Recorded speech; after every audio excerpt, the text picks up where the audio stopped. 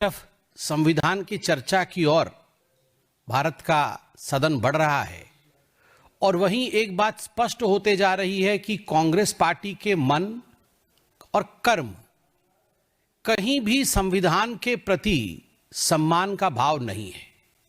There is no respect whatsoever either in the functioning or in the words of the Congress party for the Constitution of India. दो खबरें आज महत्वपूर्ण है और मुझे लगता है इन दोनों विषयों पे आज विस्तार से भारतीय जनता पार्टी अपने पक्ष को रखेगी. पहला विषय जो आज सुबह से अखबारों, मीडिया और टीवी में हम सब देख रहे हैं कि कांग्रेस पार्टी और इंडी गठबंधन के कुछ घटक दल ईवीएम को लेकर और इलेक्शन कमीशन को लेकर सर्वोच्च न्यायालय सुप्रीम कोर्ट में एक पीआईएल दाखिल करेंगे. और दूसरी खबर जो आज बहुत महत्वपूर्ण है और बहुत कष्टदायी भी है वह है कि राज्यसभा के चेयरमैन और देश के उपराष्ट्रपति माननीय जगदीप धनखड़ जी के खिलाफ एक अविश्वास प्रस्ताव, नो कॉन्फिडेंस मोशन, इसका नोटिस सर्व करना. ये दोनों खबरें विचलित करने वाली हैं और ये दोनों खबरें भारत के संविधान को कुचलने वाली हैं. सबसे पहले आज सुबह से जो हम खबर देख रहे हैं कि कांग्रेस पार्टी ने तय किया है और कुछ घटक दलों ने यह तय किया है, खास करके हरियाणा और महाराष्ट्र के चुनावी नतीजों के बाद, कि विधानसभा के इन चुनाव कमीशन को और ईवीएम की प्रणाली को वो सुप्रीम कोर्ट में घसीटेंगे. मुझे तो बड़ा आश्चर्य लग रहा है कि कांग्रेस पार्टी बार बार सुप्रीम कोर्ट ईवीएम को लेकर जाती है और बार बार पटखनी खा के आती है. हर बार जब भी उसने इलेक्शन कमीशन को कोसा है, जब भी इलेक्शन कमीशन को सुप्रीम कोर्ट में खींचने की कोशिश की है, वहीं अगर फजीहत किसी की हुई है तो वो कांग्रेस पार्टी की हुई है. और एक बात गौर करने की है, 23 नवंबर को जब महाराष्ट्र के विधानसभा के चुनाव की गिनती हुए थे, उसके पश्चात इलेक्शन कमीशन के प्रेस कॉन्फ्रेंस को हम सबने देखा.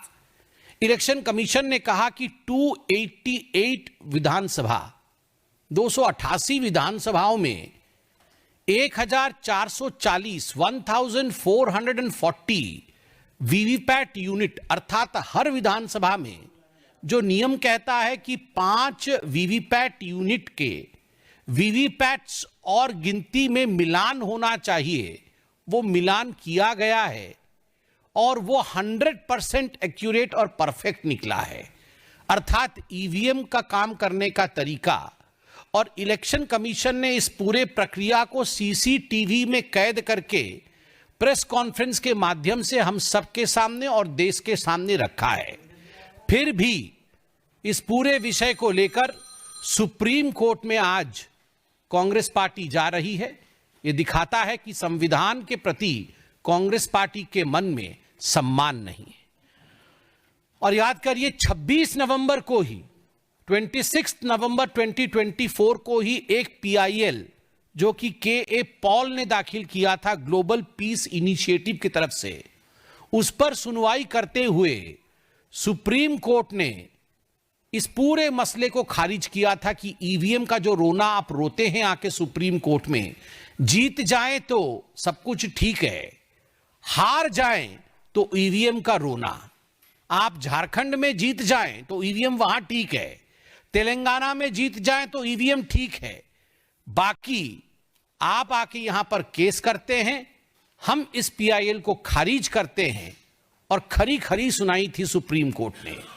हैकाथॉन भी इस वर्ष भी चुनाव से पहले हैकाथॉन के लिए इनवाइट किया था इलेक्शन कमीशन ने कि आप आइए और हैकाथॉन करके दिखाइए कि ईवीएम की मशीन को हैक किया जा सकता है या नहीं. उस समय ये सारे घर में सो रहे थे. एक भी कांग्रेसी या एक भी इंडी गठबंधन का कोई व्यक्ति हैक करने नहीं गया था. इससे अब जो दूसरा विषय है, ये पहली बार गंभीर मसला है और पहली बार राज्यसभा में राज्यसभा के सभापति चेयरमैन, भारतवर्ष के उपराष्ट्रपति, उनके खिलाफ अविश्वास प्रस्ताव लाने की बात, उनके खिलाफ अविश्वास प्रस्ताव लाया जा रहा है, इस विषय में नोटिस सर्व किया गया है, यह सब हमने मीडिया के माध्यम से देखा है। आप जरा सोच के देखिए, इस पूरे सदन में और सदन के बाहर भी जिस प्रकार गांधी नेहरू खानदान का सोरोस के साथ किस प्रकार एक संबंध है, और उस संबंध के विषय में आज हम और भी बात करेंगे, मगर सोरोस फाउंडेशन से पैसा लेकर देश को अस्थिर करने की जो षड्यंत्र है, उसमें सोनिया गांधी, राहुल गांधी और पूरा गांधी नेहरू परिवार उसमें संतृप्त है, संलिप्त है।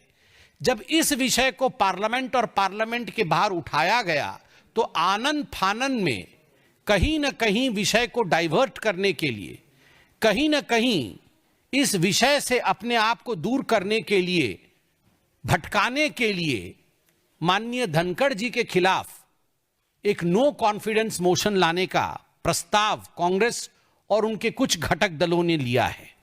और मुझे याद है कि चंद दिनों पहले भारतीय जनता पार्टी ने सोनिया गांधी का forum for democratic leadership Asia Pacific, जो FDL-AP फाउंडेशन है, उसका खुलासा किया था। जॉर्ज सोरोस पूरा इस फाउंडेशन को किस प्रकार से फंड करते थे और किस प्रकार से यह फाउंडेशन कश्मीर को भारत से अलग करना चाहता था। जब यह विषय उठा तो यह अविश्वास प्रस्ताव के विषय में बात की गई। दुख इस विषय बात को लेकर है कि कांग्रेस पार्टी ये जो अविश्वास प्रस्ताव ला रही है, इससे पहले भी आप देखिए प्रधानमंत्री जी के खिलाफ अपशब्दों का प्रयोग किया गया, प्रधानमंत्री जी को भी बख्शा नहीं गया। महामहिम राष्ट्रपति जी आदरणीय द्रौपदी मुर्मू जी के साथ जिस प्रकार का बर्ताव किया गया, उनके लिए जिन शब्दों का प्रयोग किया गया, उसको लेकर भी हमने प्रेस कॉन्फ्रेंस के माध्यम से आपको सच्चाई बताया है। और अब उपराष्ट्रपति जी के खिलाफ इस प्रकार का वाकया, मुझे तो आश्चर्य इस बात का होता है कि ये कांग्रेस पार्टी जाति जाति, कास्ट कास्ट कार्ड खेलती है।